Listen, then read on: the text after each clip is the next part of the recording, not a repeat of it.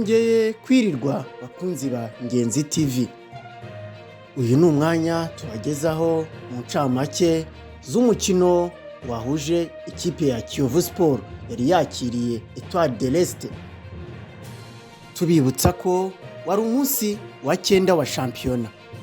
Mu mukino wabaye kuri uyu wa gatanu tariki ya 27 Ukwakira 2023 kuri Kigali Pele Stadium. Mu bakinnyi 11 Kiyovu Sport yabanje mu kibuga harimo Jihad, hakaza Eric, hakaza Regis, Karenzi, Felicien, Frodouard capitaine, Bayo, Muhozi na Richard na Juma hamwe na Mugunga Yves. Naho ku ruhande rwa Etoile de l'Est abakinnyi 11 yari yabanjemo harimo Nsabimana Jean de Dieu, Ndayishimiye Celestin, Mumbelu Jereme, Harerimana Obed, Dunia Wasalo, Twagirimana Innocent, Turatsinze John, Rwema Amza, Kumba Nicodem, God Papa na Sebwa Zebakwa Michel. Ku isaha y'isa 12 za nimugoroba umusifuzi yaratangije umukino watangiye ku mande zombi harimo kwatakana, umukino ufunguye bigaragara dore ko Kiyovu Sport yari imbere y'abafana bayo, nayo yagombaga kwerekana ko ishoboye kandi ikomeye. Ku munota wa gatanu gusa Etoile de l'Est yafunguye amazamu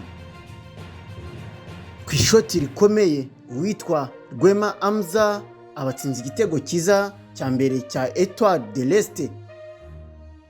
Ikipe ya Etoile de l'Est yakomeje kwataka Kiyovu Sport bigaragara, mu gihe Kiyovu Sport hagati yaburaga umukinnyi wayo itari ifite ariwe Niyonzima Olivier Sefu.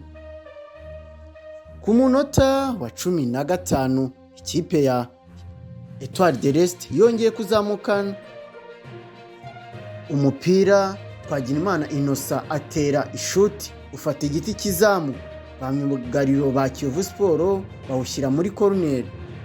Kiyovu Sport yahise ikanguka nayo ibona ko ibintu bikomeye nkuko muri kubibona. Ku munota wa 17 Kiyovu Sport yahise izamukana umupira neza, Muhozi Fred awuhindura imbere y'izamu ashaka Nizeyimana Juma agundagurana na Ndayishimiye Celestin, myugariro yitsinda igitego, bibaye igitego 1-1. Kiyovu Sport yakomeje kwataka shaka kuba yatsinda igitego cya kabiri, ni nabwo ku munota wa 25 Sheriff Bayo yatsinze igitego cya kabiri ku ishoti rikomeye cyane yatereye hanze y'urubuga rw'amahina. Kiyovu Sport ibibonye igitego cya kabiri bibaye 2-1. Nyuma yo kubona igitego cya kabiri cya Kiyovu, umuriro wahise ugenda urabura. Nyuma y'iminota 5 stade yongeye kwaka n'amatara yose, umukino waje gukomeza, ari nako Kiyovu igaragara ko irimo irataka Etoile de l'Est irimo irayirusha bigaragara. Bidatinze ku munota wa 34 Mugunga Yves ayitsinda igitego cya gatatu ku mupira wari uhinduye imbere y'izamu, bamyugariro ba Etoile de l'Est bakananirwa kuwukuraho. Nyuma y'icyo gitego cya gatatu umuriro nanone wongeye kubura kuri stade, umwijima uba wongeye kugaragara mu bintu byagaragaje isura itari nziza nk'ikipe Kiyovu Sport yari yakiriye. Nyuma y'iminota mike nk'itatu umuriro wongeye kugaruka, umukino urakomeza.